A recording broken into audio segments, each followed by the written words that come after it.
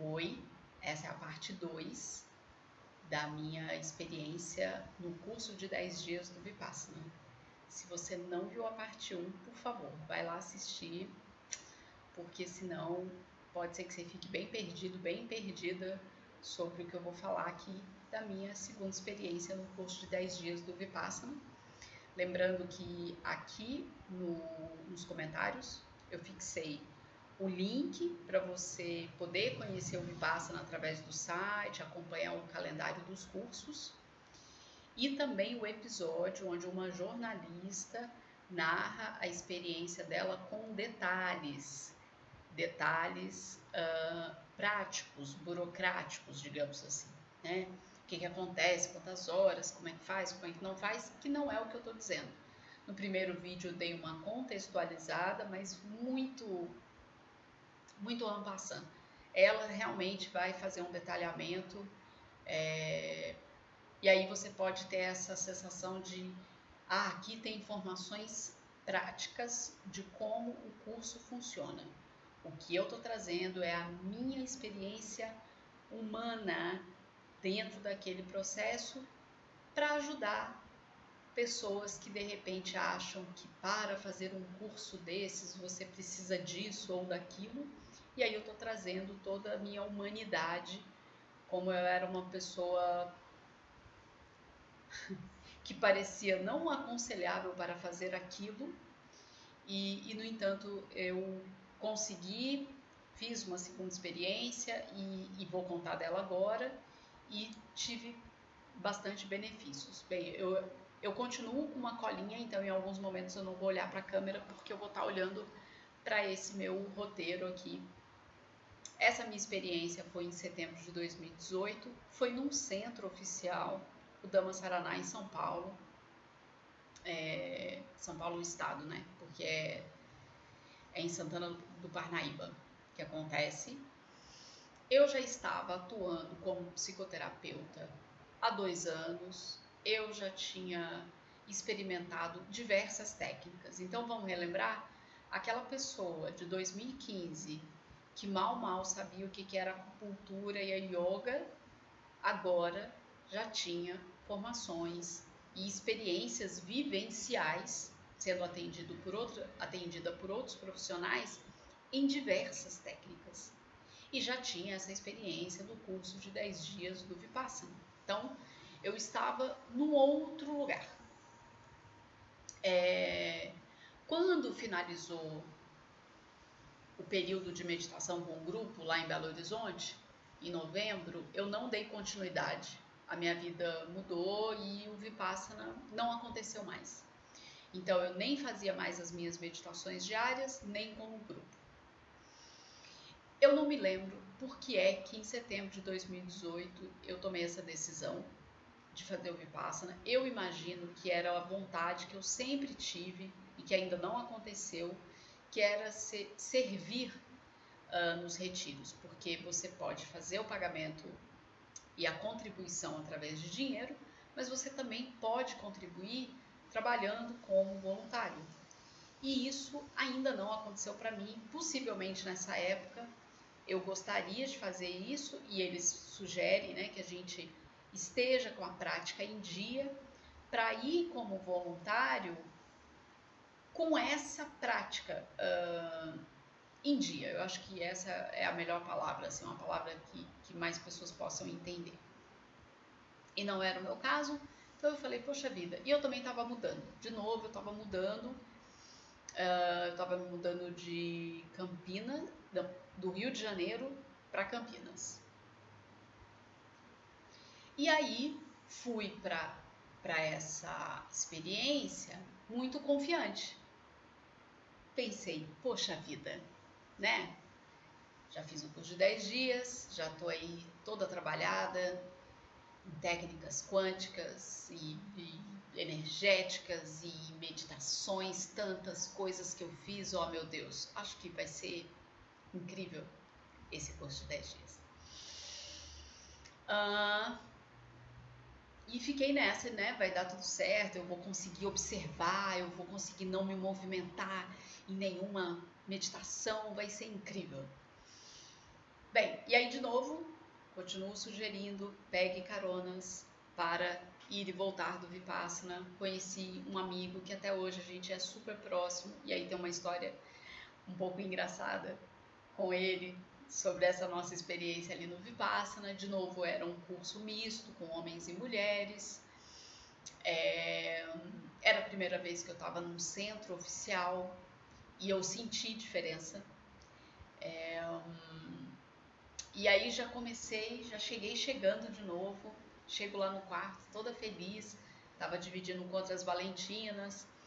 Esse quarto que eu fiquei é um quarto que é assim, é como se fossem 2 quartos com o banheiro no meio, mas ele, assim, a gente tem acesso às outras pessoas, dá pra ver, era alguma coisa assim.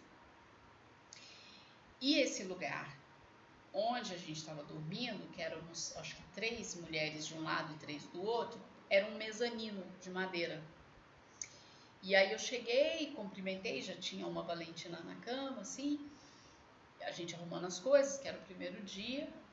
E aí ela vira para mim e fala: olha, você tá pisando com muita força. Esse barulho aí incomoda todo mundo. Aí eu pensei, pronto, já atrapalhou a minha meta de dar certo nesse curso, de ser uma pessoa evoluída, uma pessoa tranquila. E aí, beleza, eu agradeci ela ter me avisado isso e de fato tomei mais cuidado. Enfim, mas foi muito curioso ter acontecido isso. Então, beleza. No primeiro dia, no primeiro café da manhã, preciso dizer também que já estava bem melhor em relação a acordar de madrugada, não era frio, era setembro, que delícia. Acho que isso foi intencional que eu fiz. Então estava mais ok sobre acordar de madrugada, não tinha essa questão do frio, pensei, vai dar tudo certo. Aí, primeiro dia de curso, meu primeiro teste, lembra que eu falei lá no vídeo 1 que eu era toda trabalhada na escassez, era a primeira a chegar, desesperada para comer, e detalhe, nessa segunda experiência, a partir da segunda experiência no Vipassana, você passa a ser aluno antigo. Eu digo que é o lugar que a gente fica antiga mais rápido, é no Vipassana, é impressionante. Então eu sabia que eu não ia ter mais aquele lanche simbólico da tarde, né? Então minha última refeição seria o almoço. Eu ainda era um pouquinho comilona nessa época e não sabia o que ia acontecer, como que ia ser. Bem, já no primeiro café da manhã eu já não estava naquela confusão de querer ser a primeira, de ter medo da comida acabar e daquele desespero do povo da fila. Eu pensei, melhorei, tô melhor, gente, tô melhor. E isso foi o curso todo. Eu fiquei muito tranquila, fiquei muito bem com aquele jejum prolongado, né? Eu já vinha de outras experiências de jejum e eu imagino que isso me ajudou bastante. Então, aquele desespero, aquela pessoa comilona, estava muito transformada em mim, assim. E o Vipassana foi uma super prova. Inclusive, teve experiências de almoço, café da manhã, que, sei lá, acabou uma coisa lá, uma fruta, e eu não dei defeito. Inclusive, muitas vezes eu era a última a ir para as refeições. Olha, fiquei feliz da vida. Pensei, isso aí realmente transformou em mim.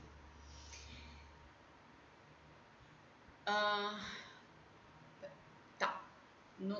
Na primeira meditação, que inclusive foi antes do café da manhã, é verdade.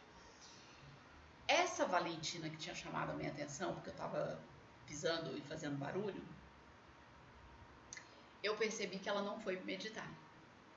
E isso foi acontecendo vários dias, assim, que ela não ia meditar lá no salão. E eu lembro de ter ficado muito incomodada com isso, mas que absurdo, devia estar aqui meditando, ficou chamando a minha atenção e agora não está aqui.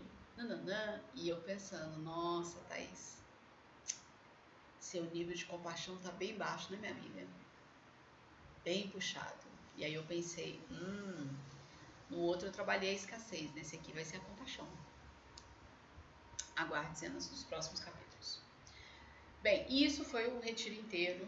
E no final, ela conversando ali no quarto com a gente, contou que ela tava, tipo, toda lascada, passando super mal, era um negócio super grave, era uma coisa bem séria.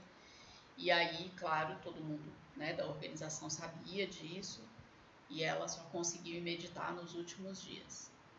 Aí imagina a minha situação, né? Mas tudo bem. Meu Deus. Quando começou a meditação, eu acho que ainda nos dias de exercício de respiração, estava ok. Quando começou a meditação oficialmente,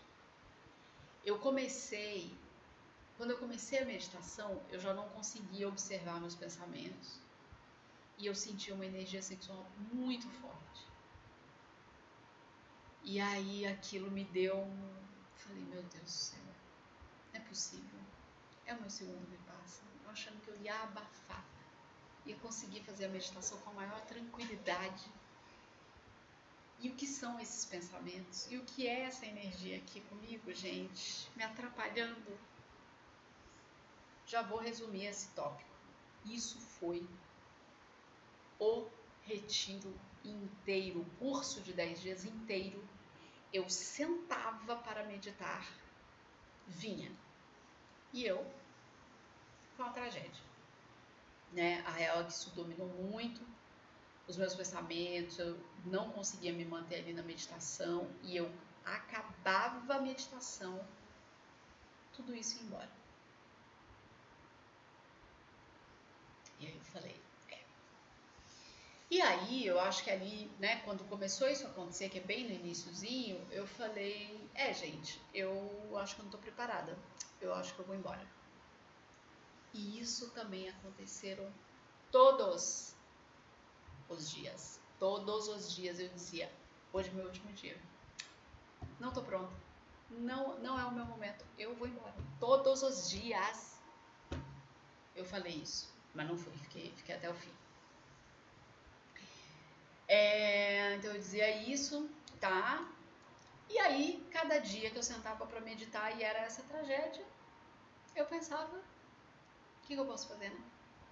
Sentava, dava o meu melhor ali para meditar, percebi que uma coisa mudou, eu já não sentia as dores como eu senti no primeiro, inclusive movimentei muito pouco, muito menos assim, e as palestras eram o meu bálsamo, eu acho que era isso que de alguma forma me fazia continuar ali. E uma coisa muito legal que aconteceu foi que uma amiga minha que era voluntária no Vipassana, não sei se ela ainda é, a gente não se fala mais, mas ela me contou da construção desse centro de São Paulo e ela acompanhou todo esse processo e ela falou, olha, cada coisa ali foi colocada com muito amor, com muito cuidado. Ela inclusive contou sobre uma história de que um restaurante estava fechando em Belo Horizonte e aí estava vendendo as coisas com preço mais barato, né, utensílios de cozinha, e como o centro estava sendo montado, seria muito bom. Mas aí eles não compraram, porque esse estabelecimento que estava vendendo cozinhava e preparava animais, e isso é contra os princípios, então eles não compraram. Então eu achei tudo isso muito bonito, ela foi contando, e aí eu lembro que um dia, no intervalo ali do almoço, eu acho, eu fui andando assim do refeitório para o quarto que eu estava dormindo e senti assim uma amorosidade profunda. Eu pensei, nossa, que incrível, né? Pensar que tudo que está aqui, tudo que foi feito é por doação, é por pessoas que acreditam, que vivenciam essa experiência. Então foi muito forte acessar aquilo, bem como me dar conta que eu só estava ali, que era um grande privilégio estar ali, eu poder parar 12 dias da minha vida, eu ficar tranquila, porque eu estava em transição, né? Então as minhas coisas de mudança estava na casa de uma determinada pessoa, uma outra pessoa me recebeu por um outro motivo, assim, para fazer essa transição. E eu me senti muito amada naquela experiência, assim, e saber que tinha um monte de gente do lado de fora, sabendo que eu estava ali no retiro, e torcendo por mim, e falando, poxa, tomara que seja incrível, seja tão transformador. E eu acessei esse lugar de como é bom se sentir amada e se relacionar com pessoas que era alinhada com os meus valores, que eu admirava essas pessoas, que essas pessoas me admiravam, enfim. Foi uma experiência muito forte, assim. Me dar conta disso ali naquele momento, foi muito profundo isso para mim, ali no Vipassana. Uma outra coisa que aconteceu foi que na minha última meditação, que é aquele momento que eu falo lá no vídeo 1, que é o bálsamo, né? Foi um momento que eu senti muito forte a presença do Goenka. Na nossa visita lá de apresentação, eles contaram que o Goenka é que deu o nome para aquele centro. E, enfim, e o Goenka é essa voz que a gente escuta todas as palestras, né? E a gente vê também uma palestra na ONU, que ele ministrou uma palestra na ONU, mas enfim, eu não conhecia essa pessoa, eu nunca estudei profundamente sobre o Goenka, não me pergunte como, mas eu senti a presença dele e eu chorei muito, foi muito emocionante, foi muito forte aquela experiência assim para mim nessa última meditação. Uma outra coisa que eu percebi é que o momento de quebra do silêncio ainda foi desconfortável para mim, eu não saí do salão, eu esperei bastante tempo para sair, mas não foi tão aterrorizante como da primeira vez. Assim. Então eu também senti uma diferença em relação a isso. Bem, esse vídeo vai ser super curtinho, assim, eu não vou falar grandes detalhes de lá, porque de fato não aconteceram, não teve tantas coisas como foi na primeira experiência. E acho importante destacar que esse lugar do apego que eu tive, né, de que agora porque eu fiz o primeiro, então vai dar tudo certo, e agora eu tenho outras experiências de vida, então vai ser incrível. E de repente eu vi essa ilusão se desfazer na minha frente, né? Porque sim, eu saí muito frustrada de, poxa vida, a sensação que me deu é que eu não aproveitei as meditações, porque eu não consegui ter o nível de presença que eu achava que teria, porque já tinha feito um primeiro, porque já tinha uma prática, né? Com a meditação, já conhecia a técnica. Então foi um aprendizado assim, muito duro e necessário sobre o apego. Então eu não tenho muitas coisas para falar, porque a minha experiência foi essa. Cada vez que eu sentava para meditar, pensamentos e aquela energia sexual muito forte. E aí, isso foi, eu não fui embora, fico muito feliz de não ter ido, não tive enxurrada de pensamentos, isso foi uma coisa muito boa, não lembro de ter tido insônia, então senti que muitas coisas ali eu dei passos assim de transformação, e saí com esse propósito, trabalhar a compaixão, né? Vi que o meu nível de compaixão estava assim bem abaixo de zero.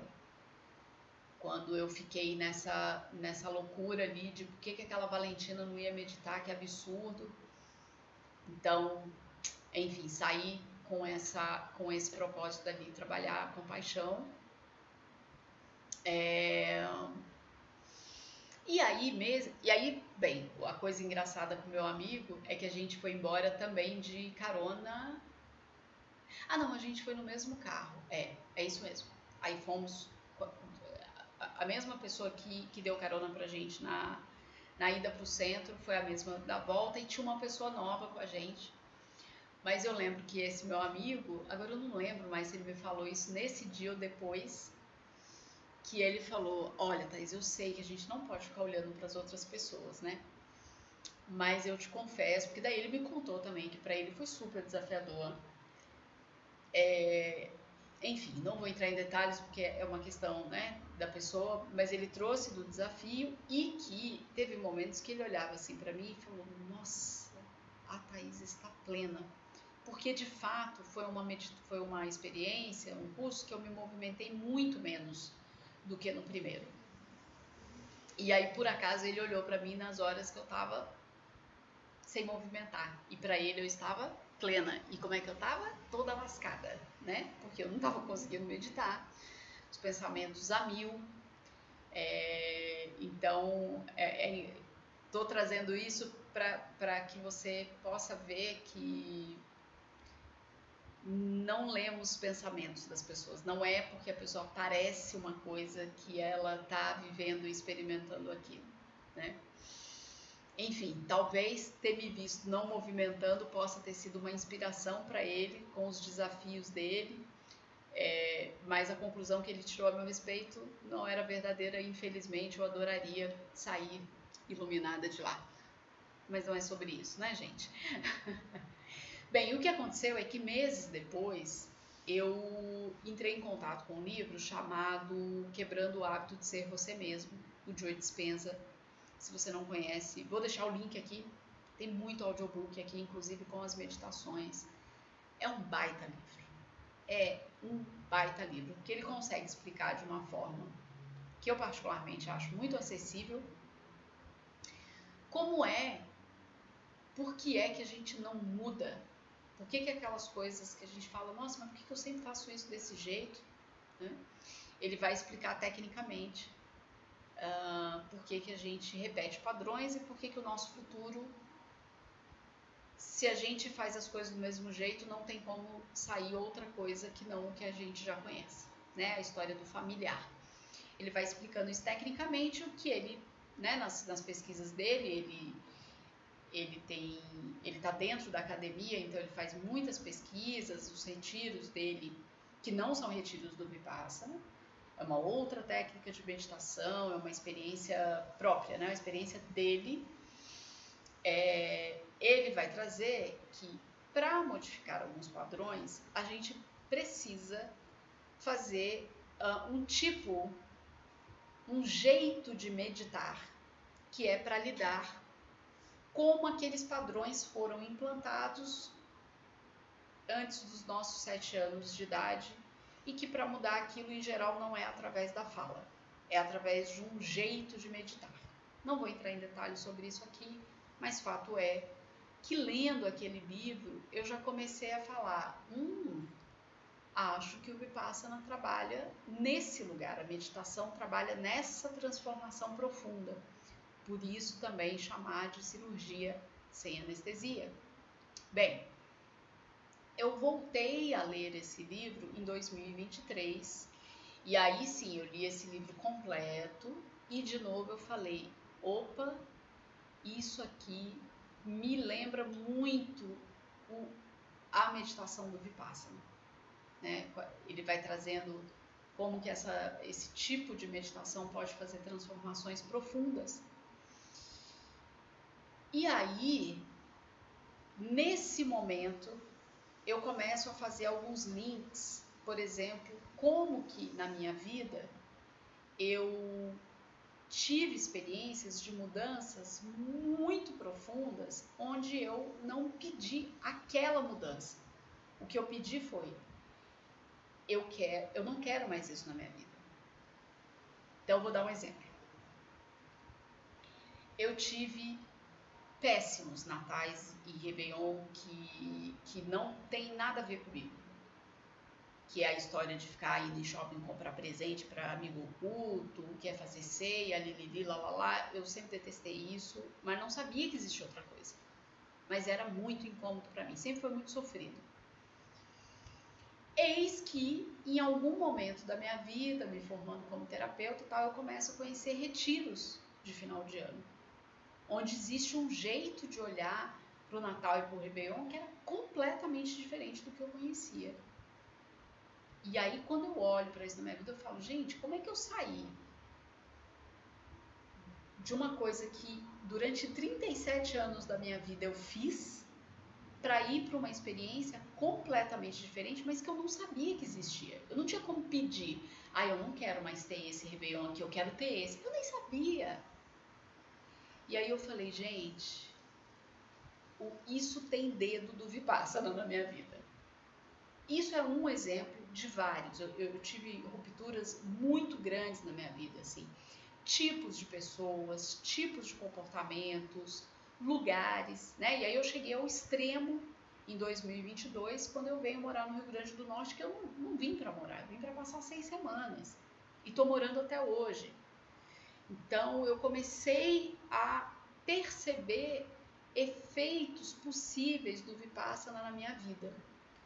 Ter tido essas duas experiências de 10 dias de silêncio, de 100 horas de meditação em cada retiro, ainda que eu tenha tido essa segunda experiência frustrante, onde para mim eu não estava conseguindo estar presente e fazendo a técnica como ela é sugerida, ainda assim eu vi mudanças muito profundas na minha vida. Então, por isso, por voltar a estudar o Joe Dispenza e fazer as meditações propostas ali no livro e sentir as transformações da minha vida, eu indico o Vipassana. Porque o Vipassana, ele pode ser esse pezinho, esse dedinho na piscina para fazer uma transformação profunda que é possível através dessas meditações no retiro. E claro, se você mantém a prática fora, imagino que sim, vai ser ainda profundo e conseguir voltar em outros retiros e servir como voluntários. Tudo isso sustenta a prática. Mas também pode ser um caminho como está sendo o meu, onde o Vipassana fez transformações que no momento ali do retiro eu não vi como vejo hoje, e isso é natural, né? Mas hoje, passado tanto tempo, eu falo, poxa, isso aqui foi o Vipassana. Foram coisas muito diferentes, muito profundas que aconteceram na minha vida. Então, é isso. Hoje eu faço essa correlação do que o Joe Dispenza traz ali no centro da coisa mais importante que ele fala, que é como é que você faz para mudar? Como é que faz para você ter transformações significativas na sua vida, em diversas áreas? E aí eu também vou falar agora sobre por que eu estou me especializando em atender sobreviventes de abusos, pessoas com lesão por estresse pós-traumático e pessoas com transtorno de personalidade. Eu acabei de fazer um workshop com a Cristiane Sanderson, que os vídeos estão aqui no meu canal, onde eu conto essa experiência. E uma das coisas que ela falou é sobre pessoas que não estão conectadas com o corpo. O que isso significa? Vou dar um exemplo. Você pede para a pessoa, o que é que você está sentindo? A pessoa às vezes não consegue falar, ela não consegue nomear aquele sentimento, ainda que ela use uma outra palavra que não seja sentimento, nem isso ela consegue falar. Você pergunta para a pessoa, aonde no seu corpo você está sentindo isso, que é desconfortável, que é desagradável, que é sofrido para você? A pessoa não consegue localizar. Inclusive, ela pode se irritar, ficar muito incomodada com esse tipo de pergunta. Estou explicando de uma forma muito superficial, que é o que cabe aqui. Por que eu estou falando isso? Porque existe um fenômeno em pessoas com transtorno de personalidade, com lesão por estresse pós-traumático, pessoas que passaram por abusos na infância, na adolescência e mesmo na vida adulta, que um dos mecanismos de defesa dela pode ser a dissociação. Então, ela dissocia do corpo. Porque estar em contato com o corpo, para ela, é muito sofrido, é muito difícil. E aí, pode ser que uma experiência como o Vipassana, onde a gente é convidado a estar em contato por muitas horas um grande foco no corpo, nos pensamentos, nas sensações, nos sentimentos, para uma pessoa com experiências de dissociação, pessoas que estão desconectadas com o corpo, pode não ser uma boa ideia. Então é importante que você saiba disso. E claro, você precisa ter um acompanhamento terapêutico com alguém que conheça desse tema sobre trauma, sobre dissociação, sobre transtorno, sobre lesão, para saber, você está passando pela experiência de dissociação, despersonalização, desrealização, coisas, mecanismos de defesas, onde você se desconecta com o corpo, onde te parece inconscientemente mais seguro não estar em contato com o corpo, você precisa se certificar disso. Porque se você estiver vivendo essa experiência, não me parece seguro ir para o Vipassana. Eu não recomendo. Eu, particularmente, não falo em nome de ninguém. Estou falando em nome da minha experiência, do que eu venho estudando. E essa é uma informação, pelo menos para mim, muito nova sobre pessoas que vivem a experiência de dissociação, despersonalização, desrealização, precisar fazer o contato com o corpo de uma forma gradual. Então, por exemplo, a Christiane Sanderson, ela deu um exemplo no workshop que eu fiz com ela, que as técnicas de mindfulness que ela recomenda para clientes fazerem durante 15 minutos, para os clientes dela, pacientes que têm a experiência de não ter contato com o corpo, ela sugere 3 vezes por dia durante 1 minuto, em pé, de olhos abertos, para a pessoa ir fazendo gradualmente. É como se ela fizesse uma amizade com o corpo, é como ela se reconectasse com o corpo. Então esse é um alerta muito importante que eu deixo aqui. Procura se informar, hoje tem muito material na internet, procura um profissional que você confia, que estude especificamente sobre traumas. E aí eu vou dar mais um alerta aqui e eu finalizo esse vídeo. Cuidado com profissionais da saúde mental que te disserem que se você não lembra de um evento, ele não te afeta. Isso não é verdade.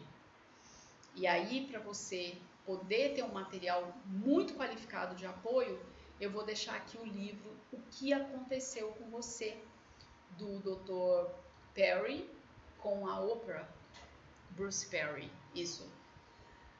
Onde eles vão contando de uma forma técnica, com uma linguagem acessível, como é que um corpo que passou por traumas, sendo lembrados ou não, pode responder no dia a dia. Então, esse pode ser um caminho que pode te ajudar bastante para tomar essa decisão de uma forma segura, se esse é o seu momento de ter a experiência do Vipassana. Tá bem? É isso, te agradeço por estar até aqui e, por favor, curte esse vídeo, se inscreve no canal, deixa seu comentário, você já fez o Vipassana, já tinha ouvido falar, nunca tinha ouvido falar, como foi ouvir essas experiências, te ajudou em alguma coisa, em que eu vou gostar bastante de saber. Tá bem? Muito obrigada. Até o próximo vídeo.